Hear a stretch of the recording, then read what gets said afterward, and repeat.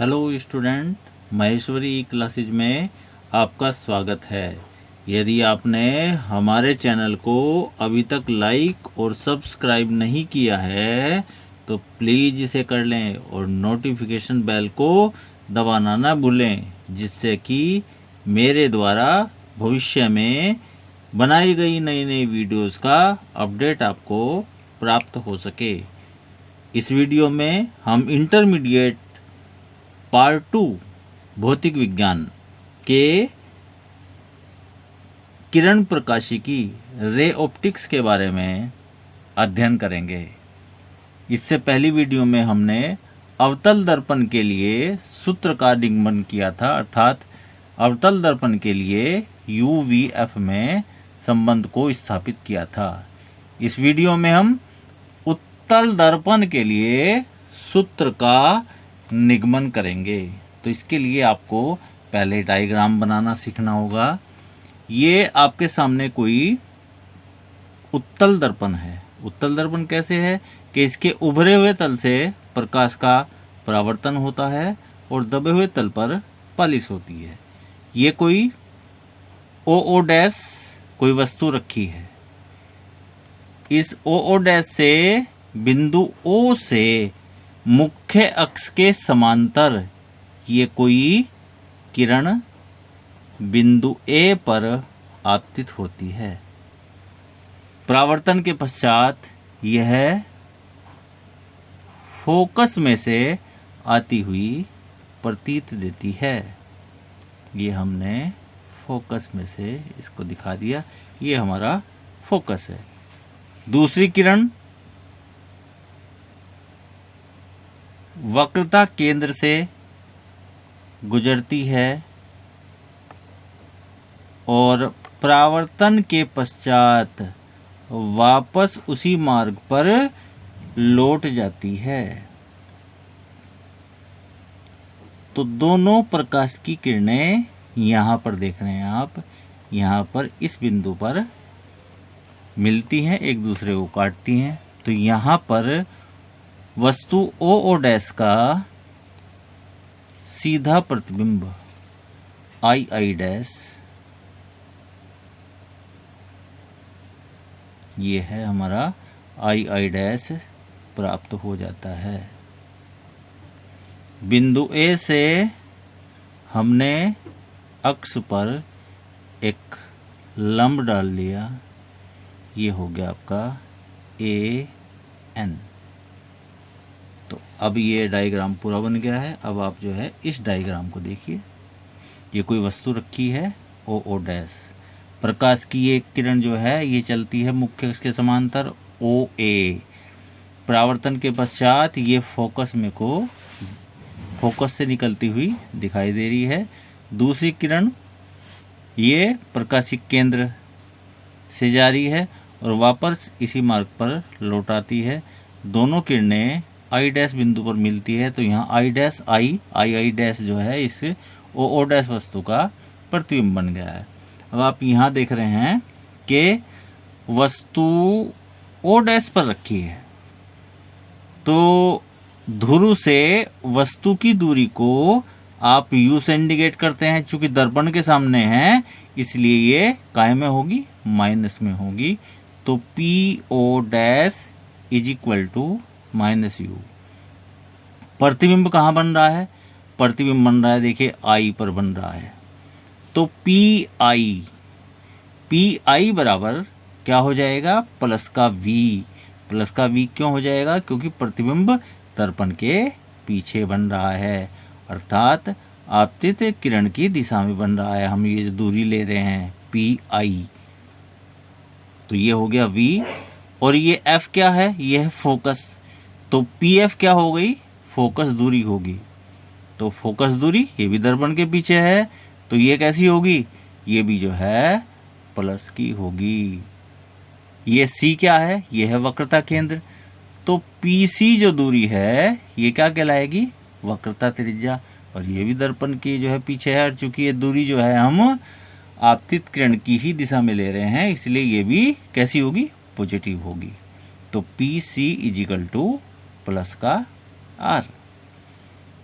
अब आपको ये देखना है, देखिए ये त्रिभुज आप देख रहे हैं, ये वाला त्रिभुज, इस त्रिभुज का नाम क्या है? O dash C. और एक त्रिभुज आप देख रहे हैं आई डैश सी। ये दोनों त्रिभुज समरूप त्रिभुज हैं। ये समरूप त्रिभुज कैसे कहलाते हैं? देखिए, जैसे ये आपका एक त्रिभुज तो ये है जिसको आपने नाम दिया है क्या? O dash C, O dash C. और एक यहाँ पे त्रिभुज है ये इसको आपने क्या नाम दिया है? I dash C. अब ये समरूप त्रिभुज क्यों है? देखिए, ये कोण 90 डिग्री, ये कोण भी 90 डिग्री होगा। तो इस त्रिभुज और इस त्रिभुज का ये कोण, ये वाला कोण आपस में बराबर हो गया। ये वाला कोण दोनों त्रिभुजों के लिए उभयनिष्ठ है, तो दोनों त्रिभुज के दो कोण आपस में बराबर हो गए। तो तीसरा कोण अपने आप बराबर हो जाता है। तो ये त्रिभुज और ये त्रिभुज समान कोणिक हो गए, अर्थात इसको आप जो है दोनों त्रिभुजों को क्या कहेंगे? समरूप त्रिभुज कहेंगे। तो समरूप त्रिभुज की क्या प्रॉपर्टी है कि इसका लंब अपॉन इसका लंब, इसका लंब क्या है? O dash. ये देखिए, इसका लंब क्या है? I dash. तो O dash upon I dash is equal to, इसका आधार क्या है? ये है इसका आधार, क्या पढ़ेंगे इसको? सी ओ डैश। और इसका आधार क्या है? इसका आधार है आपका ये आई सी। तो O dash upon I dash is equal to क्या हो गया? C O dash upon I C. इस पर हमने नंबर 1 इक्वेशन डाल दिया। अब आप ये देख रहे हैं ये वाला त्रिभुज, क्या नाम है इसका? ANF, त्रिभुज ANF। और ये वाला त्रिभुज आई डैश एफ। ये दोनों त्रिभुज भी समरूप त्रिभुज हैं। क्यों? आप देख रहे हैं ये कोण 90 डिग्री, ये कोण भी 90 डिग्री, और ये वाला कोण इन दोनों त्रिभुज की प्रॉपर्टी है। तो इसलिए जी इसको उभयनिष्ठ कोण कहते हैं। तो जब एक त्रिभुज के दो कोण दूसरे त्रिभुज के दो कोण के बराबर होते हैं तो तीसरा कोण अपने आप ही बराबर हो जाता है। तो ये क्या कहलाए? ये कहलाए समरूप त्रिभुज। यानी ये त्रिभुज और ये त्रिभुज, क्या नाम इसका? ANF। और इसका नाम है आई डैश एफ। तो ये दोनों त्रिभुज समरूप त्रिभुज हैं। तो समरूप त्रिभुज हैं तो वही प्रॉपर्टी लगाई हमने, इसका लंब यानी AN और इसका लंब आई डैश। तो क्या हो जाएगा कि AN या NA upon I dash is equal to इसका आधार, इसका आधार क्या है? ये रहा NF, ये आ गया NF। अपॉन इसका आधार क्या है? इसका आधार है FI। तो NF अपॉन FI। और आप जानते हैं कि ये जो AN है, ये AN, ये किसके बराबर है? ओ डैश के। तो जहां AN है, AN के स्थान पर हमने क्या रख दिया? ओ डैश रख दिया। तो ये है ना AN, इसकी जगह क्या रखा आपने? O dash. तो क्या हो गया ये हो जाएगी समीकरण O dash upon I dash is equal to NF upon FI। अब आप देखिए समीकरण 1 में इधर क्या है? लेफ्ट हैंड साइड में O dash upon I dash. और सेकंड समीकरण में क्या है? O dash upon I dash. तो ये दोनों साइड इसकी बराबर होगी। तो जब ये दोनों साइड बराबर हुई तो ये वाली साइड भी आपस में, यानी ये और ये आपस में बराबर हो गया। तो समीकरण 1 और 2 से हमने क्या किया? ये हो गया हमारा CO डैश। ये देखिए ये लिखा CO dash upon IC is equal to क्या लिखेंगे हम? सेकंड में क्या है? NF upon FI। तो NF अपॉन FI। यदि दर्पण का द्वारक छोटा हो, यदि दर्पण का द्वारक छोटा हो तो ये जो बिंदु N है ये P पर पड़ेगा। तो जहां NF है हम उसको PF लिख सकते हैं। तो पी एफ लिख सकते हैं तो क्या हो जाएगा, C O dash upon I C is equal to N F upon F I. तो यहाँ आप देख रहे हैं ये जो एन एफ है, ये एन एफ, इस एन एफ की जगह हमने क्या लिख दिया, पी एफ लिख दिया। अब फिगर में थोड़ा आपको ध्यान देना होगा, क्या ध्यान देना होगा, देखिए क्या है ये, सी ओ डैश। सी ओ डैश कहाँ है भाई, ये रहा देखो, सी ओ डैश, ये किसके बराबर है, ये इसके प्लस इसके बराबर है, अर्थात P O dash plus P C. तो हमने जो है सी ओ डैश के स्थान पर क्या लिख दिया, सी ओ डैश के स्थान पर लिख दिया देखो P O dash plus P C. उसके बाद है हमारे पास आई सी। तो आई सी कहाँ है, ये फिर हम फिगर में देखेंगे आई सी कहाँ है, ये रहा आई और ये रहा सी। तो आई सी को क्या लिख लिया, देखो हमारे पास ये दूरी है पी सी। पी सी में से अगर हम पी आई घटा देंगे तो आई सी आ जाएगा। तो पी सी में से हमने पी आई घटा दिया तो वो किसके बराबर हो गया, आई सी के बराबर हो गया। तो P C minus P I is equal to, P F का मान है हमारे पास तो ये एज इट इज। उसके बाद हमारे पास है एफ आई। एफ आई देखिए फिगर में कहाँ है, एफ आई, ये रहा एफ आई। तो हमारे पास पी एफ की वैल्यू है और पी आई की वैल्यू है। तो अगर पी एफ में से पी आई हम घटा देंगे तो क्या आ जाएगा, एफ आई आ जाएगा। तो हमने एफ आई की वैल्यू निकालने के लिए क्या किया, पी एफ माइनस पी आई। अब हम इन सभी की वैल्यू पुटअप कर देंगे। अब आपके पास है P O dash, P O dash, P O dash क्या हो गया, पी ओ डैश है आपके पास माइनस यू। पी सी का मान है, पी सी ये है प्लस का आर, पी सी प्लस का आर, और पी आई है प्लस का वी, तो माइनस का V is equal to P F का मान एफ, और पी एफ का मान एफ, और पी आई का मान क्या है, वी, तो माइनस का वी।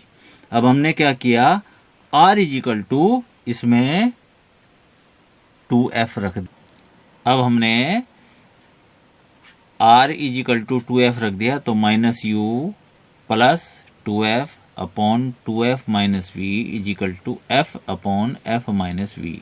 अब हम क्या करेंगे, अब इनकी क्रॉस मल्टीप्लिकेशन करेंगे। देखिए सबसे पहले हमने इन दोनों की इसके साथ मल्टीप्लाई करी और इस f की इस 2f माइनस वी में मल्टीप्लाई करी।